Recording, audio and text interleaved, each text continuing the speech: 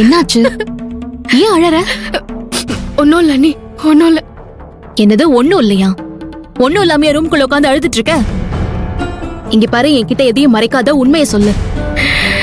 நான் உண்மையதான் சொல்றேன் அண்ணி. நான் சொல்றத நம்புங்க. ஏய், உண்மையை சொல்லு, அப்ப நான் நம்புறேன். இப்ப நீ சொல்ல போறியா இல்லையா? சொல்லு சொல்லு ரோஹிணி. என்ன பிரச்சனை? மாப்பிளைக்கும் உனக்கும் ஏதாவது சண்டையா? சொல்லு. இல்ல அண்ணி, என்கிட்ட எதுவும் கேட்காதீங்க அண்ணி. என்னால எதுவுமே சொல்ல முடியாது. என்ன விட்டுருங்க அண்ணி. நான் இப்படியே அழுது அழுது என் கண்ணீர்லயே கரைஞ்சு போயிடுறேன். என்ன விட்டுருங்க அண்ணி, ப்ளீஸ். ரோஹிணி, உன்னை அப்படிலாம் உன் கண்ணீர் கரைஞ்சு போற அளவுக்குலாம் விட மாட்டேன். உனக்கு நான் இருக்கேன் ரோஹிணி. என்ன ஆச்சுன்னு சொல்லு. அண்ணி,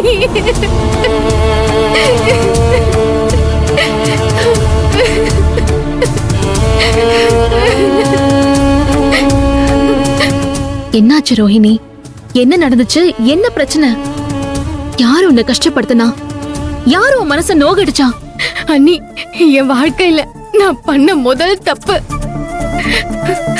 அந்த அயோக்கிய ராஸ்கல் கௌதம காதலிச்சது. ரெண்டாவது தப்பு என் கல்யாணத்தன்னைக்கு அவனை நம்பி போனது.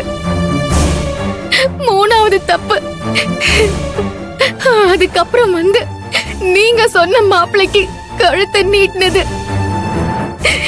இந்த 3 தப்பும் சேர்ந்துதான் என் தாலியில இருக்கிற 3 முடிச்சா மாறி என் கழுத்தை நெரிச்சுக்கிட்டு இருக்க அண்ணி. என்ன ரோஹிணி, என்னென்னமோ சொல்லிட்டு இருக்க?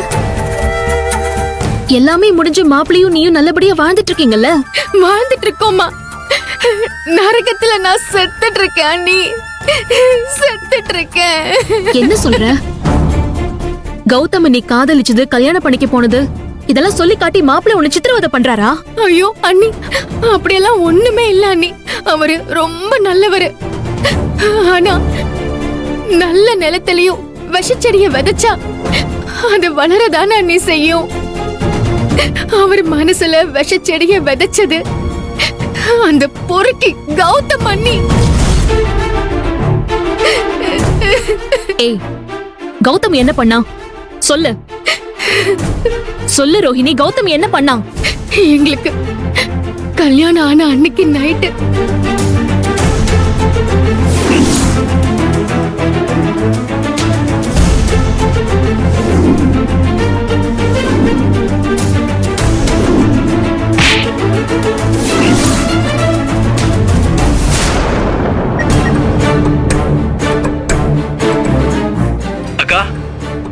நானே உங்களுக்கு ஃபோன் பண்ணணும்னு நினைச்சுக்கிட்டே இருந்தேன்.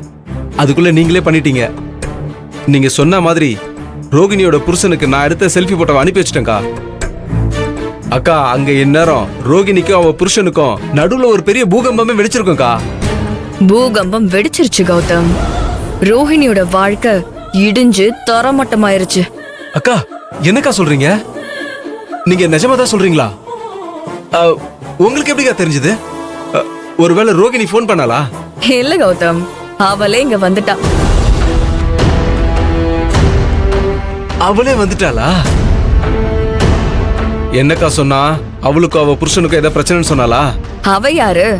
சரியான நெஞ்சழுத்தக்காரியாச்சே. அப்படிலாம் அவ சொல்லுவாளா? ஆனா அவ வாயை திறந்து சொல்லாததெல்லாம் அவளோட வாடி போன முகமும் கலங்கி இருந்த கண்ணும் என்கிட்ட எல்லாத்தையும் சொல்லாம சொல்லிருச்சு. அக்கா, அந்த ரோகிணியை கல்யாணம் பண்ணாம ஏமாத்தினப்ப கூட எனக்கு இவ்வளவு சந்தோஷம் இல்லக்கா. இப்ப மனசுக்கு ரொம்ப சந்தோஷமா இருக்குக்கா.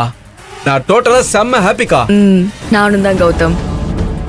நாம என்ன பிளான் போட்டாலும் அது கடைசியில சொதப்பலா போய் முடிஞ்சிருச்சேன்னு நினைச்சு நான் ரொம்ப அப்செட்டா இருந்தேன். ஆனா இப்போ நம்மளோட எல்லா தோல்வியையும் ஈடு கட்டுற மாதிரி ஒரு மிகப்பெரிய வெற்றி நமக்கு கிடைச்சிருச்சு. குமரகுருவே ரோஹிணிய வாசல் வரைக்கும் கொண்டு வந்து விட்டுட்டு போயிட்டான். இனிமே அவன் வருவான்னு எனக்கு தோணல.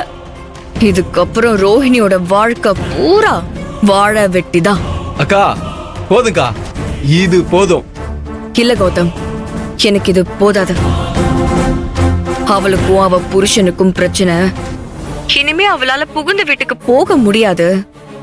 அவ வாழ்க்கையே முடிஞ்சு போச்சுங்கிறத ஆதிரை கிட்டயும் பிரபு கிட்டயும் இந்த வீட்ல இருக்கிற எல்லார்கிட்டயும் ஓப்பனா சொல்லி ரோஹிணி கதறி அழுகணும். அத பார்த்து ஆதிரையும் பிரபுவும் தவிக்கணும். நாம பத்த வச்ச நெருப்பு இப்பதான் நல்லா குபு குபுன்னு பத்துக்கிட்டு எரிய ஆரம்பிச்சிருக்கு. அந்த நெருப்புல விழுந்த புழுவாட்டம் அந்த ஆதிரையும் பிரபுவும் துடியா துடிக்கணும். அத நான் பார்த்து ரசிக்கணும். அது எனக்கு நடந்தே ஆகணும் கௌதம். அக்கா, நவ் பால் இஸ் யுவர் கோட்கா.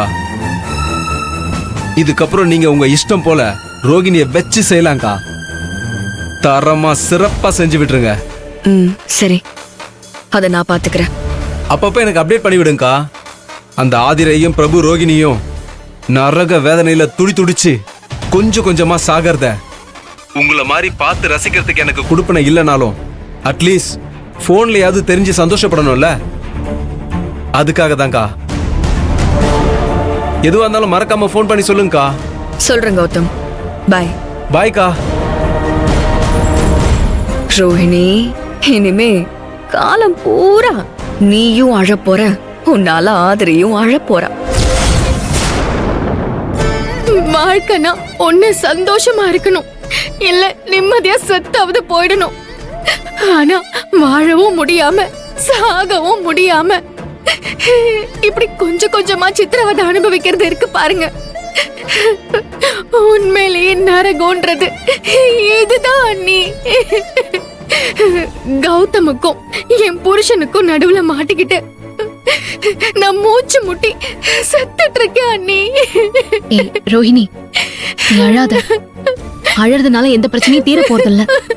இல்ல அண்ணி, நான் அழணும். அண்ணனை, அப்பாவை, பாட்டிய, உங்களை எல்லாரையும் கல்யாணத்து அன்னைக்கு முகூர்த்த நேரத்துல தவியா தவிக்க வச்சு பதற அடிச்சேன்ல, அந்த பாவத்துக்கு தண்டனையாதான் அந்த தெய்வமா பார்த்து கௌதம் மூலமாவும் என் புருஷன் மூலமாவும் எனக்கு இப்படி ஒரு தண்டனையை கொடுத்திருக்க நீ. நான் இதை அனுபவிச்சுதான் ஆகணும், அழுதுதான் தீரணும். அப்படிலாம் எதுவும் கிடையாது ரோஹிணி. நீ ஆசைப்பட்ட வாழ்க்கையை வாழணும்னு ஆசைப்பட்ட, அது சரியில்லைன்னு நாங்க எல்லாரும் எடுத்து சொன்னதுக்கு அப்புறமா நீ புரிஞ்சுக்கிட்டு உனக்கு கிடைச்ச வாழ்க்கைய நீ ஏத்துக்கிட்ட. மத்தபடி நீ எந்த தப்பும் பண்ணல ரோஹிணி. இங்க பாரு, உன் வாழ்க்கையில தேவையில்லாம பிரச்சனை பண்ணிட்டு இருக்கிறது அந்த கௌதம் தான். அவனை என்ன பண்றதுன்னு எனக்கு தெரியும். அவனை நான் பாத்துக்கிறேன். அவனை நினைச்சு நீ கவலைப்படாத. அதே நேரத்துல மாப்பிள்ளை கிட்டயும் நான் பேசி புரிய வைக்கிறேன்.